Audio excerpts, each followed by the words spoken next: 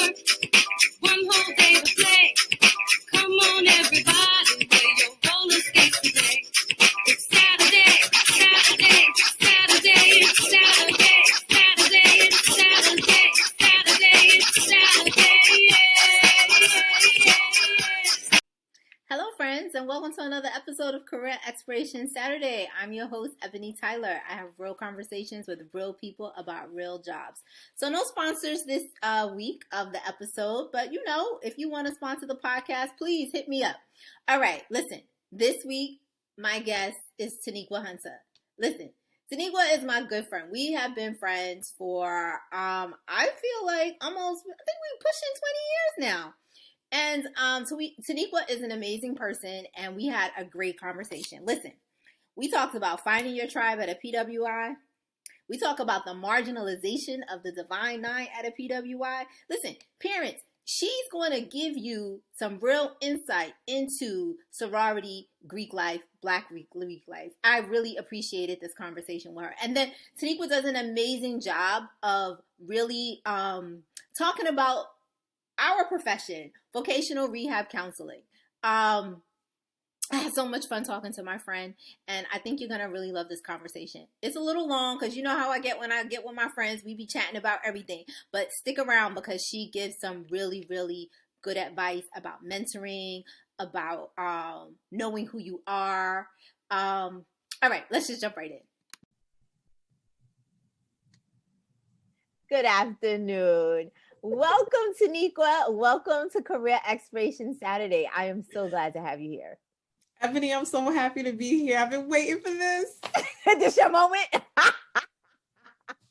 All right, folks. So Taniqua, this is my friend for a long time now. We're in a book club together, but don't ask us what we read it. What a joy. Exactly. All right, Taniqua, you know how we start all the conversations. Tell us about your 16-year-old self. Did you have it all together? Did you know what you wanted to be? Taniqua, 16-year-old Taniqua was just carefree. Just, you know, I had a very strong sense of self. I was at Stevenson High School in the Bronx. Had tons of friends. I had eclectic friends.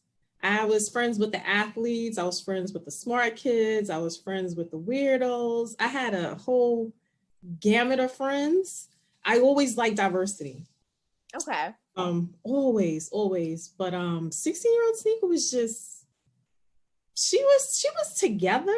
She was having a good time. She was being a child. Oh, that's good. To be quite honest, I value that. Looking back, I worried about things that 16-year-olds was worried about, and I really consider myself lucky to be in that position. So it was just, you know, family, going to school. You know, 16 is probably junior year, thinking about college. Just a very nondescript type of like youth, just like, I guess, quote unquote, normal. You had a good childhood. I really did. I'm so thankful for my family, my village. I really did. Despite everything that was happening around me, because I grew up in the Bronx, so there's a lot to see. But it made me who I am. You know me, I'm very pro Bronx. She is. That's why I made that face, because me and her go at it. Brooklyn Bronx all the time. She stayed with a meme in her That's right. I tolerate no Bronx slander.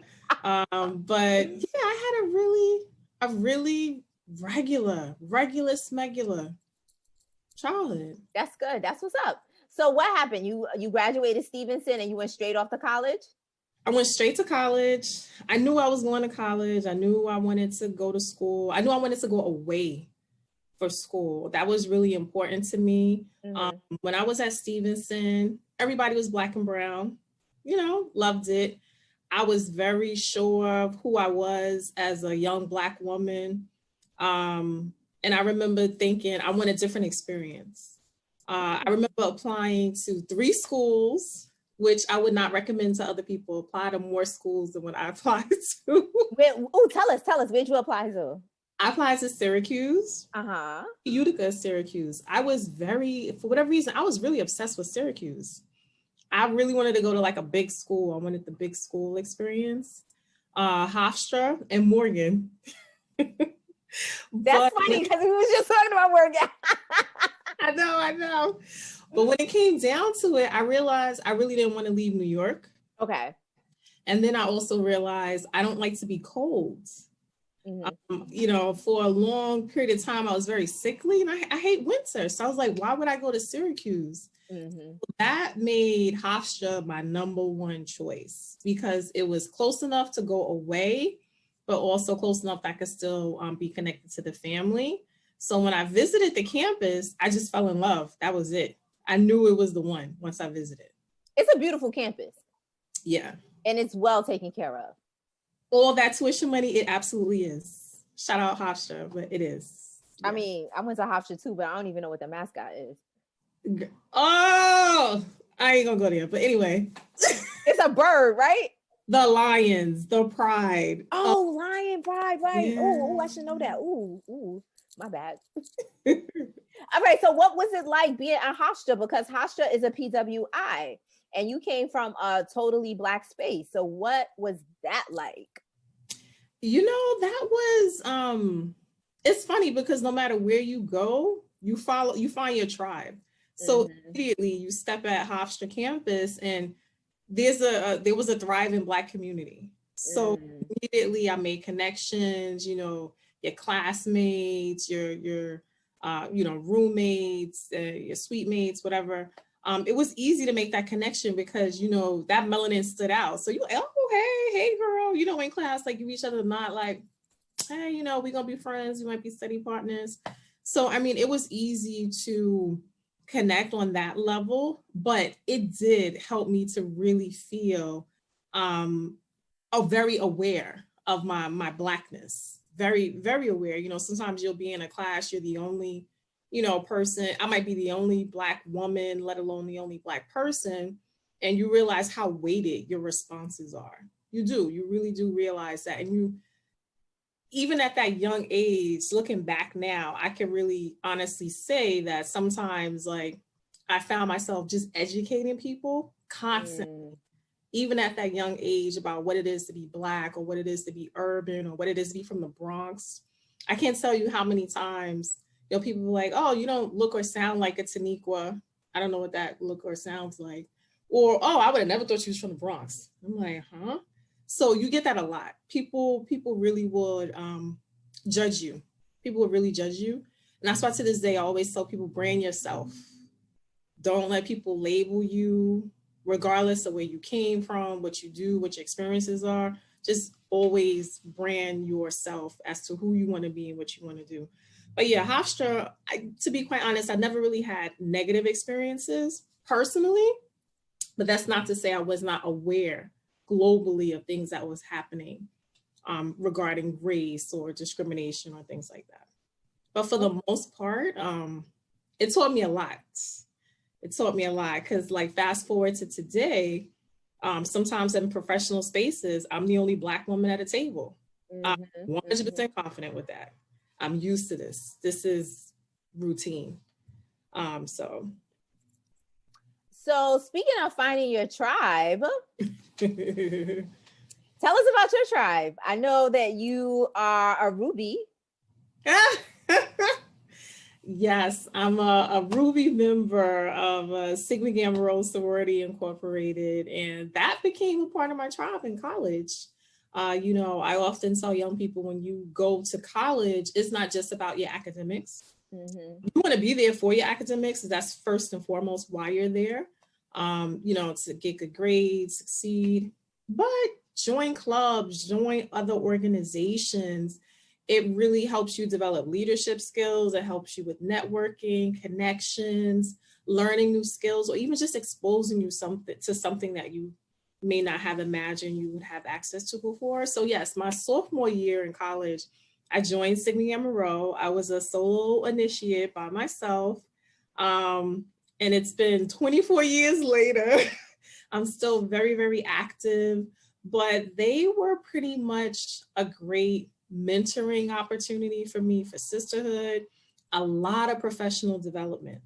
I took on many different offices. I learned how to do many different things, learning how to do PowerPoints and make flyers and public speaking, time management. I learned all those things before I even became a quote unquote professional because of those avenues with the sorority. And then, they lend you to go through trainings and things like that. So they're always impacted. Sororities always impacted me and vice versa. That's so I know sorority life from being at an HBCU, right? Like it's the Divine Nine is a big part of the HBCU experience. So what is that like at a PWI? Is it the same type of experience? Do you guys stand out a little bit more? Can you tell us like what's it like being at a PWI and being in a Black sorority? That is an excellent question because you like really about to make me get into my feelings. So, I would like that. At a PWI, the Divine Nine is often marginalized. Ooh. Because we may not have the same membership numbers other white organizations.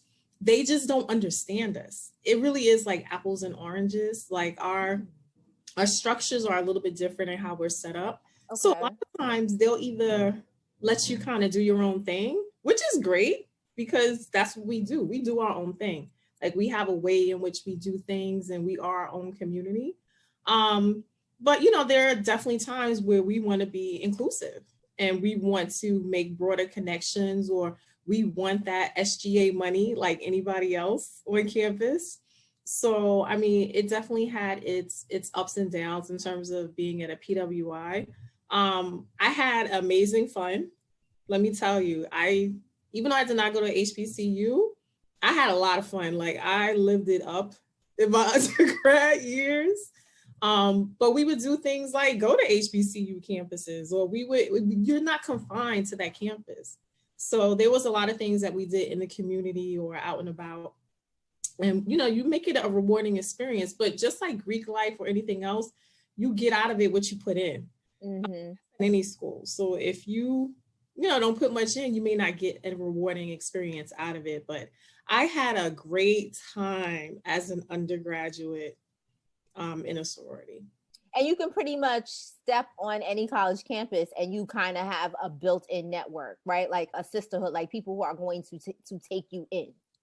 Absolutely. And that's the best part about it. You make a couple phone calls like, hey, we're coming to your campus.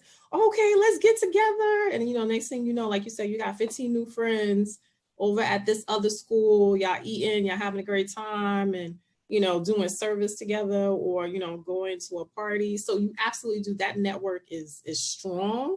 That network is very strong. Now, what would you say to parents who only know of the negative of sororities and fraternities? How and their young person comes to them and say, I want to pledge this sorority or fraternity. What would you tell a young parent, a parent about why this is important for their child? And specifically, again, this is a very Black space. So I'm talking about the Divine Nine. I'm not talking about, other sororities and fraternities.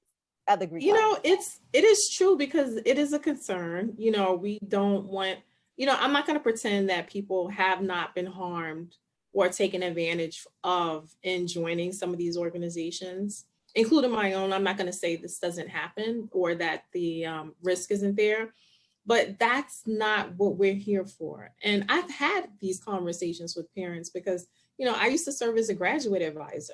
I would tell people like, listen, you have my phone number. If you want to call me, you can call me.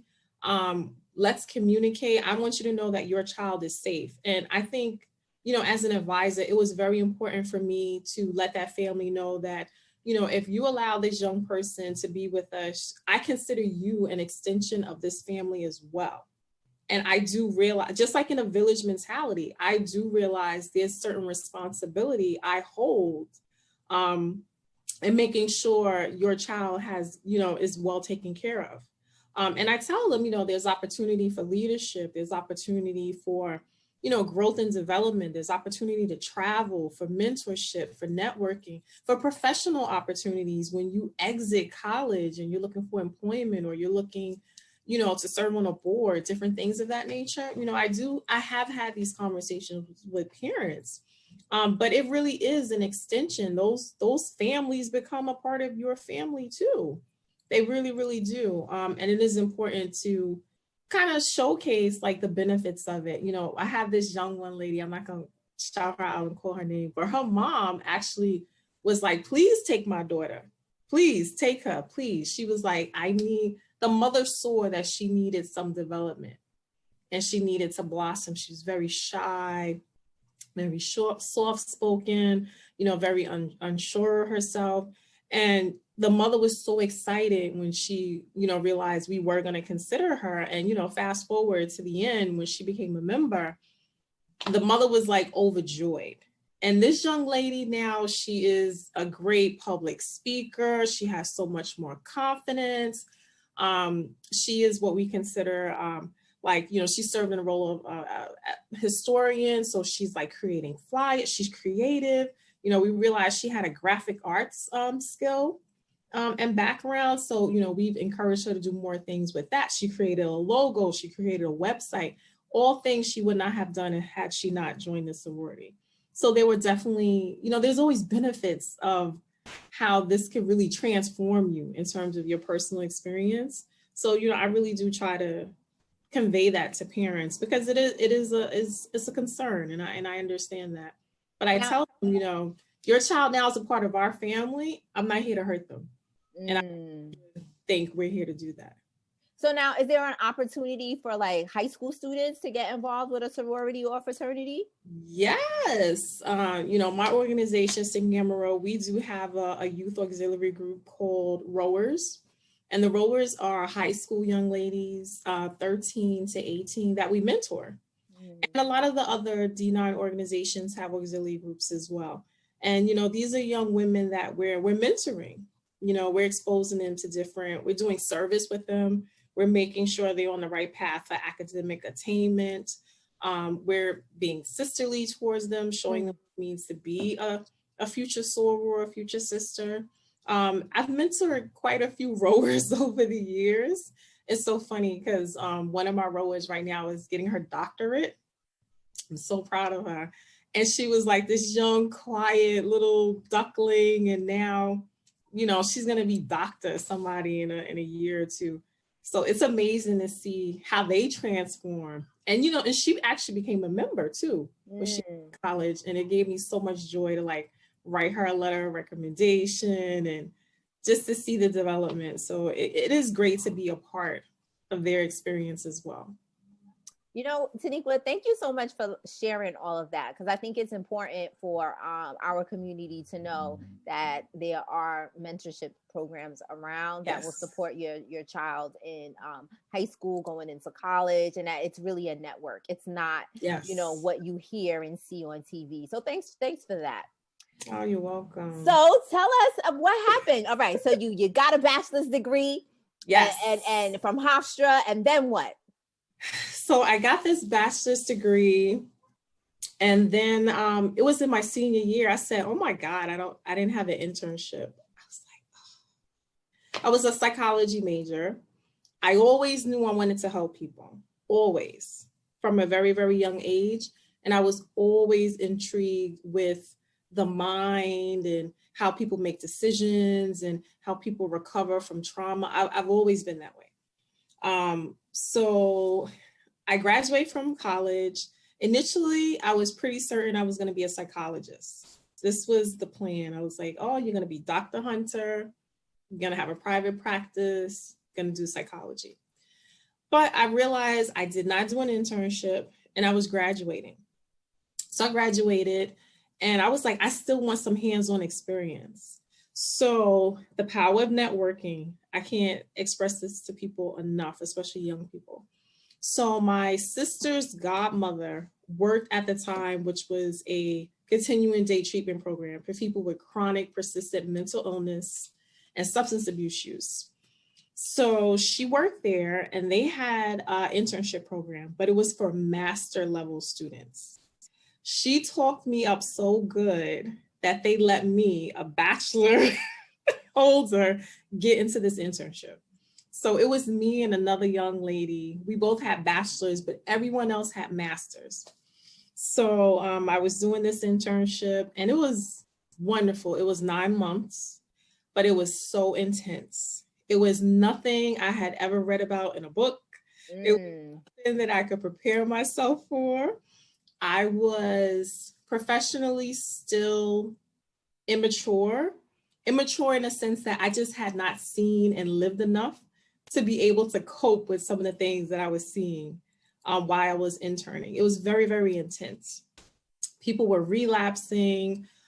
People were making suicide attempts. People were having their children taken away from them. It was very intense. And then I got stalked by a patient as well while I was there. Very intense situation. And I realized I really like helping people, but I don't want to be a psychologist. And it was that experience of interning to kind of get in and do the work to see what it was about. And granted, I thought I did a good job, but I needed a more emotional work tolerance because, again, it was just such an intense environment. But I realized I really do like helping people, but I need to help people in a way where, you know, I can see results a little bit faster.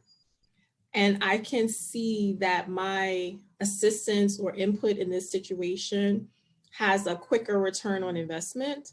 And not that it's about me, but I needed to see my impact. I needed to make sure that if I was helping people, that they got the help. And I kind of realized that that particular type of mental health is a long game and that I wasn't built for the long game. Wasn't built. Know thyself. Know thyself. I wasn't built for the long game. So so after psychology, and I was like, you know, I don't want to be a psychologist. I was like, what are other helping types of jobs? So I recall going on an interview. At this time, I needed a job because now the internship is over and it was a paid experience, which was great. And then I got used to having money. Got used to having an income. And I'm like, this is something I need to continue. So I remember going for another job and it was to work in a group home. And it was a group interview. And I just felt like I stuck out like a sore thumb. If everyone was saying the answer was red, I was saying the answer it was yellow. If they were saying it was left, I was saying it was right. And I always remember one particular question where they asked me about negative reinforcements. They was like, oh, would you ever use negative reinforcement? And everyone was like, no, we would never do that. And I was like, yes, I would. Because sometimes you need to modify behavior. Sometimes you need to showcase consequences. You need to help people realize the reality of their situation. So I was like, they're not going to pick me. So they sent me a letter and they called me. They were like, you know, Ms. Hunter, we can't consider you for the group home. I was like, so just devastated. I was deflated. They were like, you are absolutely awesome. We loved all your responses. They were like, you were put together.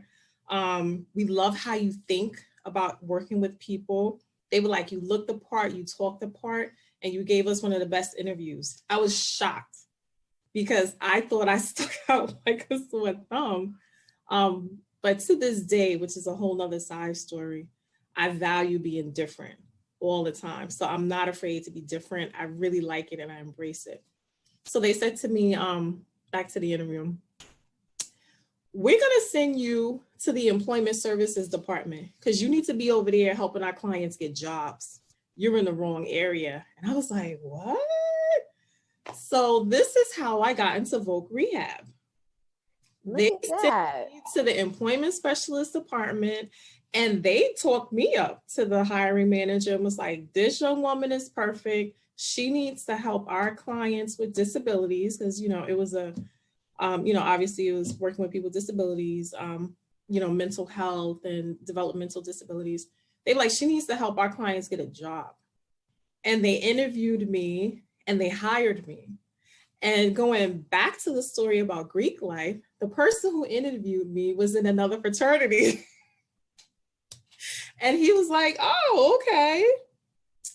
All right, Miss Sigrid Yamaro, yeah, we can do this. So it all kind of came back full circle. So once I started working at that agency, from then on, I only took jobs that were related to vocational rehabilitation. And I realized that was my passion. So what exactly is vocational rehabilitation? Good question, right? Because I know you know. As I know, but tell us what it is.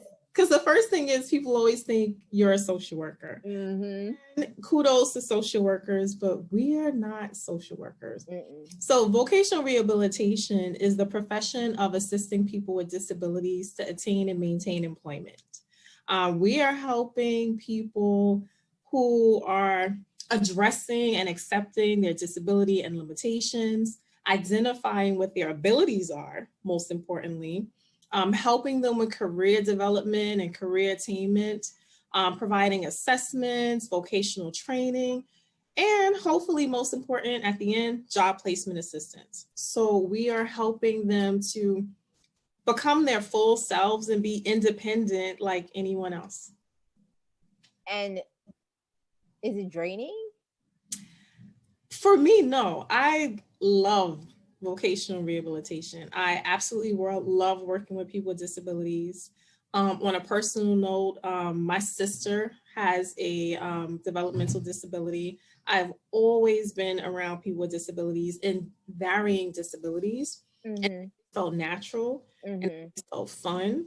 And I've always wanted to make sure that this population of people always felt supported. You know, I consider myself an ally, but I always wanted to make sure that, you know, whatever my sister wants to do in life, she should be able to do it regardless of her disability. Mm-hmm. And I apply that to everyone I work with.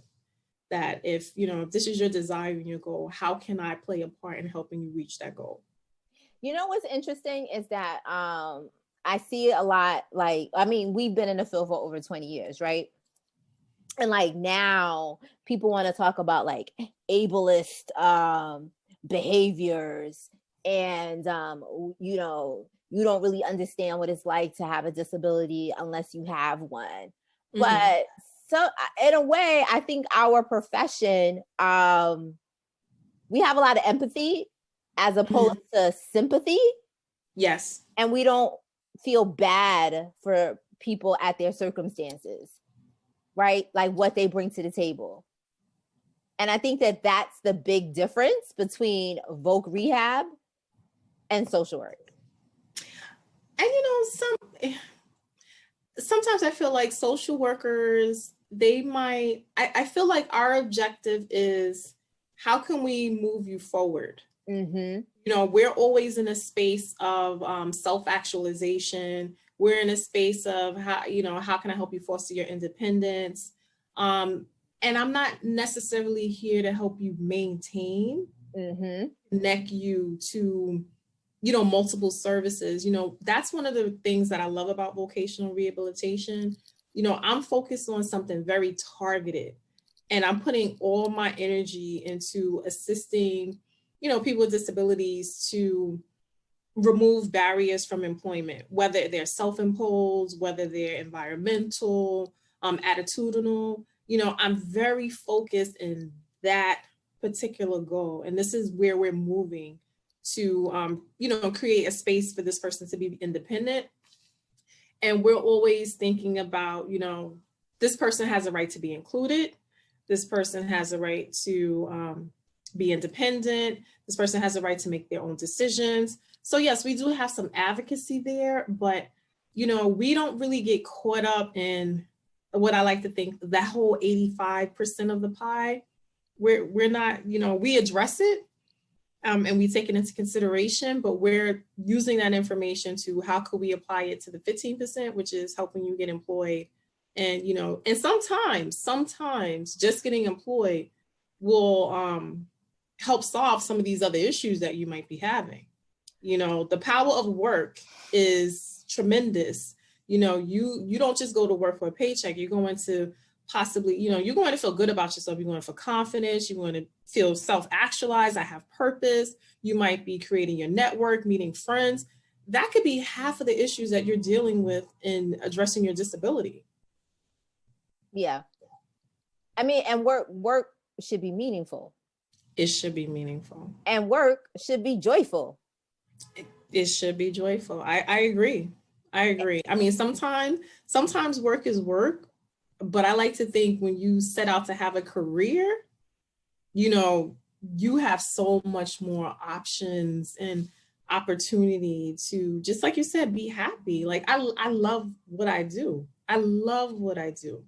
You know, having worked as a counselor, you know, providing those direct services to people. And now my role is a little bit different. And at first I thought, you know, how would this feel not having that, you know, not having a caseload, but I love this work even more. Mm-hmm. Well, currently I'm a business relations representative, and I spend my time talking to employers or training employers about the ADA or filling their hiring needs. What's the ADA?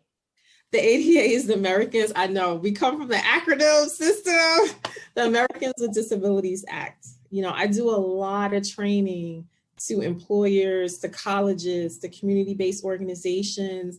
They might call me to do a professional development on what are the titles of the Americans with Disabilities Act, and, you know, making sure you're aware of discriminatory practices or just behavior and even ideas that might not be productive or legal to how you are functioning concerning people with disabilities.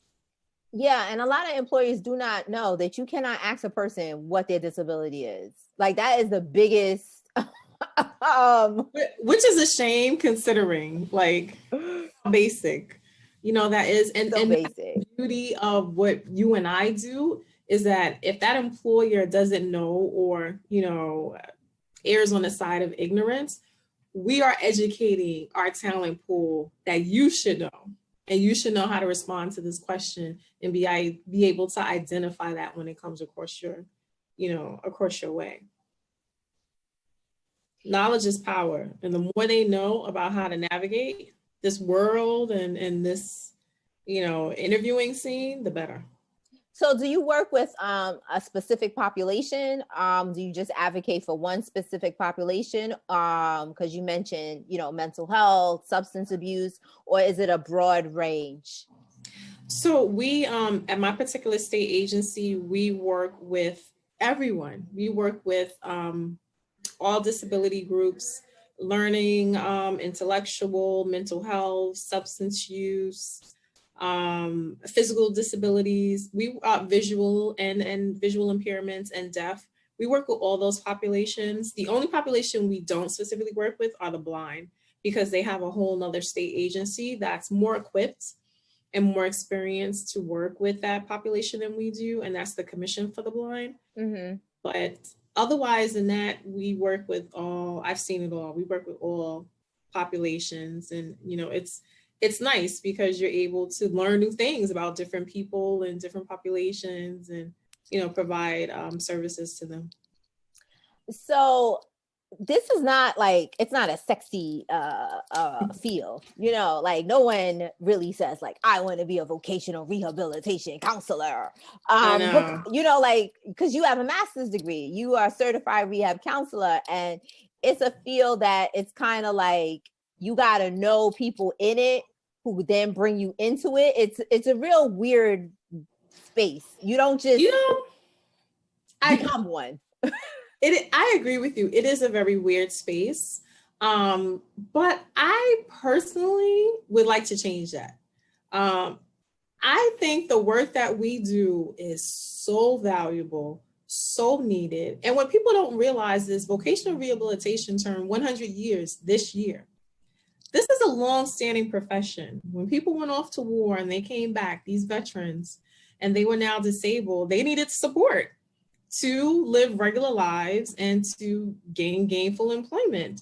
And who was there to assist them? Vocational rehabilitation counselors. I think as a profession, which is a whole other story, but I think as a profession, we don't do enough to tell our story. Mm-hmm. We don't do enough to brand ourselves as the professionals and the experts, really, that we are.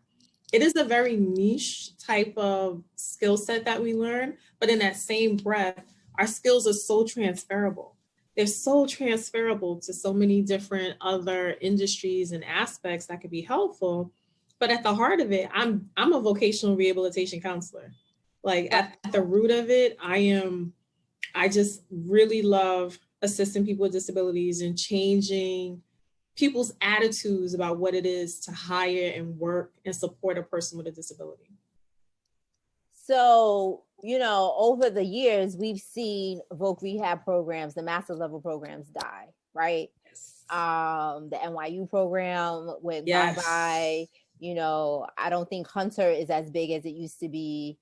Hofstra is not, you know, but I would like to say that the University of Maryland Eastern Shore, Go girl. they do have a program, and our program is very young. That program only started in 2000, so it's only 20 years old. But what would you say to a person like high school student or a college grad, got a degree in human services? How would you make this an attractive field for them to go into? That is how would you sell it? You know, for me, I would sell it as, you know, you are helping people. I also would sell it as you are changing people's lives. And you really are changing people's lives. And you're changing people's lives in such an impactful way with employment. Again, what work does for people, when you go to any social event, the first thing someone asks you is, what do you do? You know, that's how important work is, and it really is a part of who you are as a person. So I would tell, you know, a younger person or a new person thinking about this field is you're literally changing lives, you know, and I really do feel that way. I feel when I help someone and they may have gone from working part-time to full-time, you know how much I may have just affected, you know, their household or generational wealth, or if I send someone to college, how I've just really expanded all of their options. That's huge. Like when you really think about what you have the ability to do for other people, you know, I would start off by saying that. I also look at it as a great way to, you know, when I talk to employers and I'm talking about this profession, I'm saying to them, you know, I'm giving you skills and tools and resources for free, you know, because of the role that I'm in. I'm helping you diversify your business. I might help you think about growing your customer base. I might help think about you changing the culture of your office for it to be more inclusive. I really think vocational rehab counselors are change makers. I don't think we get the credit that we deserve, but we do a lot for many stakeholders. And when you think exactly who our stakeholders are, it's that person with a disability. It might be that parent. It might be their school, their community, the business, health professionals that are connected to them. We have a very, very large reach. You know, and I take my job, I love my job, but I also take it very seriously. You know, I take it such that if you cross my path, I always want to make sure you felt like I gave you something, whether it's information or support. I want to make sure you left feeling better than when you came to me. And I really do take that personally. And I really do try to make that my personal mantra when I interact with people. And not to say that it's always easy, because we know, you know, it's a hard job. It's a hard job. It's a hard job, and people are not always happy with you, the timeliness, the policies, things you have to have in place. But I really do, at the heart of it, try to make sure that I leave a positive imprint on people, and that when they leave, when they think about me in the future, they're like, okay, well, at least she helped me, or she listened to me, or she pointed me in the right direction. I think that's important for me, especially working with a population that's marginalized. That is important for me to have them feel empowered. That was perfect. Oh, thank you. So, final question, how can we how can we connect with you? How can folks connect with you? How can we get some of that mentor magic? Anything you want to plug? Okay, so what I can plug is, if you know me, I'm addicted to LinkedIn. I love LinkedIn because I love the essence of LinkedIn, which is networking. And when you grow your network, you never know the opportunities and the possibilities of who you can help or who can help you. So, definitely people can follow me on LinkedIn, Taniqua Hunter, if you want to know more about what I do. I'm very explicit about what I do. I feel like I can show you better than I could tell you. So you can definitely follow me on LinkedIn. I'm a member of, speaking of Hofstra and the Voc Rehab program, I'm a member of the Professional Advisory Board. So if anyone would like more information about this profession, I'd be happy to tell you, as Hofstra will celebrate our 50th anniversary of the program. Yeah, Ebony's in that program too. Wait, it's the 50th year? It's going to come up on 50. Oh, wow. Yes. Y'all see my Hofstra degree back there? The big one. Look, the big one. The oversized one. So yeah, I'm doing that. Very active in my sorority. So if anyone wanted to, I just actually became a charter member of a new chapter, alumni chapter in Queens. So I'm really excited about doing more impactful work in Queens under the name of Sigma.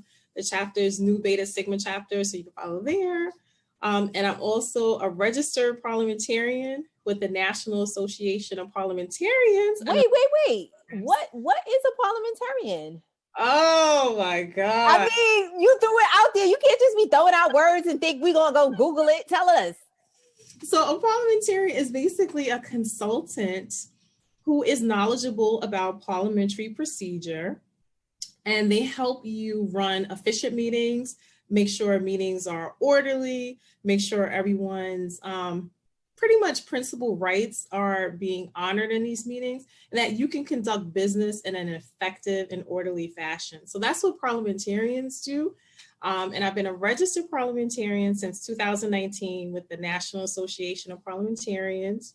So if you like order, if you like to know about motions, and just really, or if you're into governing documents, bylaws and constitutions, then you want to make sure people are able to be heard and affect change in your organization, that is something I could be reached about as well.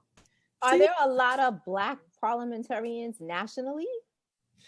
I don't have the data, but from what I've seen, I see that this is a field a lot more of us are getting into, especially people in the Greek world from, the Divine Nine fraternity and sorority organizations, or even civic organizations.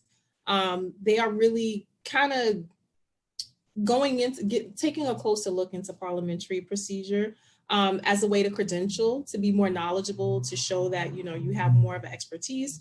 And some people are using it as a business. It's a consulting business. So you are able to provide services as well. It's a great way, and for young people too. It is a great way to, supplement income, or if you're really interested in it and good at it, to do it. But I do see an increase of it because when you think about who uses these type of services, it's not-for-profits, it's fraternities and sororities, it's churches, it's homeowners associations, it's businesses. When you think about who does this type of work, I don't know if you watch, I love Lovecraft Country. I loved everything, Afro feature. I loved everything about it. But I think it was the second episode where George Freeman, the uncle, he says, "Oh, by the way, I was reading your bylaws and I saw that, and I cracked up." Because the parliamentarian was like, "Yes," because I love it when people read and I love it when people follow rules, so it spoke to me. But yeah, I have enjoyed this conversation with you, Ebony. Thank you so much, Taniqua, for having me. This was awesome. It was. Thank you so much, Taniqua. So some takeaways are Taniqua really loves her job, and she's serious about her work. She's committed to making sure that she pours into people that she works with. She wants everyone who crosses her path to feel like she helped them. How awesome would it be if everyone who was in the human services world in this profession had that work ethic? 2, brand yourself. Don't let people label you regardless of where you are from or what your experience is. Brand yourself. Tell your own story. And 3, vocational rehabilitation counseling is a noble profession. We change people's lives because work is an integral part of who we are. And your career really should bring you joy. Thank you so much, Taniqua. Thank you, thank you, thank you. And welcome to the Liberated Success family. All right, folks, listen. The deadline for Liberated Problem Solvers is approaching. It is March 15th. Students need to be between the ages of 18 and 24 years old, be a Brooklyn resident with a GED or high school diploma, identify as a member of the BIPOC community, and are disconnected from college, vocational training, or full-time employment.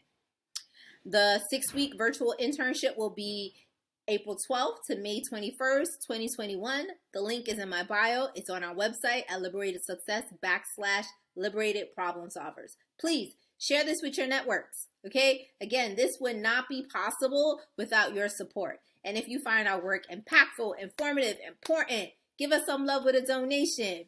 Thank you for watching. Thank you for listening all the way to the end. The donation links are in my bio, IG and Twitter, first comment on Facebook. And if you're listening on the podcast, you can make a donation via listener support. And don't forget to subscribe to the YouTube channel, subscribe to the podcast, follow us on IG, Facebook, and Twitter. All right, wear your mask, wash your hand, physically distance, get that vaccine, and all Black Lives Matter. All right, see you next week. Bye. One whole day to play. Come on, everybody.